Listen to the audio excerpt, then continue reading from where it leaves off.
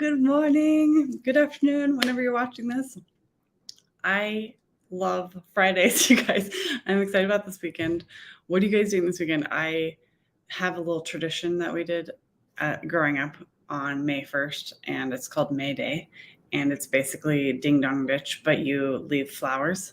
So we make like little cones out of paper with like a little paper strap and put flowers in there and then like put it on their door handle and then ring the doorbell and get out of there. So it's pretty fun. And I was just curious if you guys had any May Day traditions. So today I wanted to talk about your very first line of defense. And Hippocrates talked about this, thousands of years ago. And he talked about the gut being our first line of defense. And we often hear that our gut is the first line of defense for our immune system, for our digestion. Lots of ways that we can do that. You guys have heard me talk about the importance of the nervous system and how our nervous system has this cascading effect on our hormones, on our metabolism, on our immune system, on our sleep, on all these things. And the nervous system, I think, kind of has like a overarching effect on the gut. So I'm going to disagree with the Hippocrates on that. But what I wanted to tell you guys today is that our first line of defense is not what you think it is.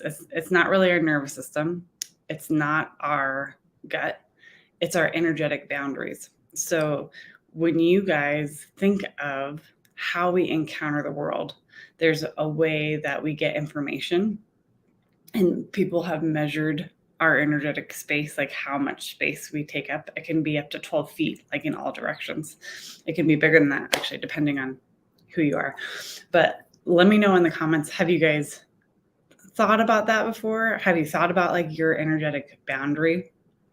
I've been talking a lot with people about this lately, and it seems like it's coming up more and more. So I wanted to share it with you guys, and I wanted to give you some thoughts about that.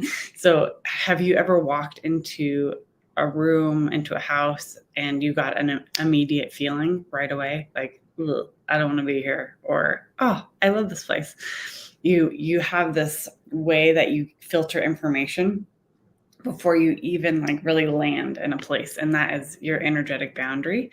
And that can be something that is a huge protective mechanism for us. If we have healthy, robust, thick walls, so to speak, in that boundary, we will have way less that our nervous system has to filter through, that our GI system has to filter through. And so it's really a huge protector for us. It's a huge way that we can filter out a lot of the nonsense that our bodies have to account for and deal with in our day-to-day life. So put in the chat if you guys have done any boundary work or thought about your energetic boundaries, or if you have never heard of it before. I just want to get a feel for where you guys are at, because I'm going to be doing more talking about boundaries over the next couple of weeks. And boundaries is something that we can be conscious of, like make a conscious choice to create a boundary in a relationship or with yourself. But there's also this energetic component to it. So what are some things that you guys do currently, if you already are aware of your energetic boundaries, to nourish them, to clean them out, to help them be more healthy, and to help protect you more?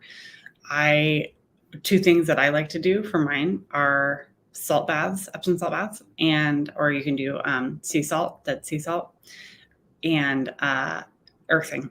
Those are two things that I like to help just clean out, create space, in addition to some prayers that I say every day.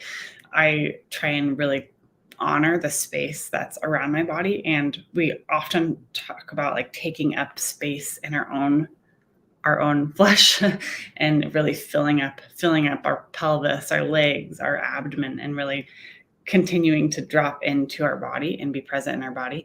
But what if you guys were able to inhabit like your whole energetic space and really arrive and take up your place in your environment? How would things change? How would things shift? There's way fewer opportunities for pathogens to be in there. There's way fewer ways for people to like offend you if you are taking up your full space, and sometimes there can be like little tears or holes or weak areas, and a lot of times that will correspond with a chronic area of pain or infection in your body. So for me, when I was in a wheelchair, I wasn't really aware as a 16-year-old of my energetic boundaries, but I like had nothing behind me. Like my whole spine was affected when I was quadriplegic and when I had that virus in my spinal cord. And when I started learning more about these boundaries, I was like, whoa, I got like nothing. There's nothing back there. There's nothing protecting me. So just drop in the comments below if you have done any boundary work, if you've done any energetic clearing, or if there's any practices that you currently use. I'm going to be teaching a class in June about refreshing yourself, about not being burnt out, and ways that you can mitigate that. And I'm going to be talking definitely about boundaries in there. So have an awesome weekend, you guys. Put in the comments below if you want to be kept abreast of that situation, if you want to be contacted about that class when I put the registration page up. But hopefully you guys have some really fun things planned, and I'm looking forward to hearing about them. All right. Have an awesome day.